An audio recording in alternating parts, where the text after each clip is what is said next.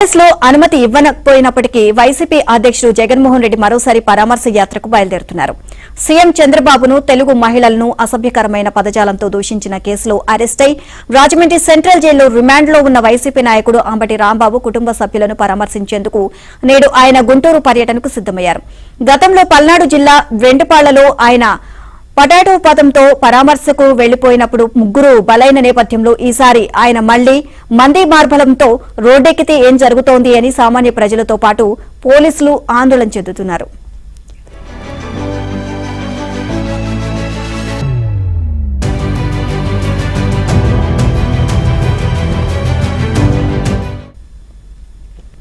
జగన్ ఇవాళ గుంటూరులో తలపెట్టిన అంబటి కుటుంబ సభ్యుల పరామర్శ యాత్రకు అనుమతి ఇవ్వాలి అని వైసీపీ నాయకులు పోలీసు అధికారులను కోరగా వారు నిరాకరించారు.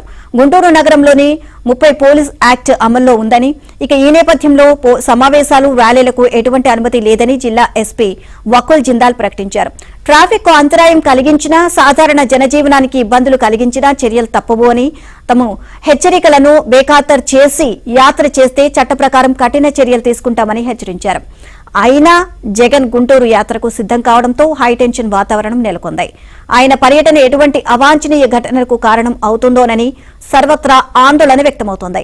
వైసీపీ కార్యకర్తల ముసుగులో రౌడీ షీటర్లు, గుండాలు రెచ్చిపోయే అవకాశం ఉంది అన్న నిఘా వర్గాల హెచ్చరికలతో పోలీస్ శాఖ కూడా ముందు జాగ్రత్త చర్యలు చేపట్టింది.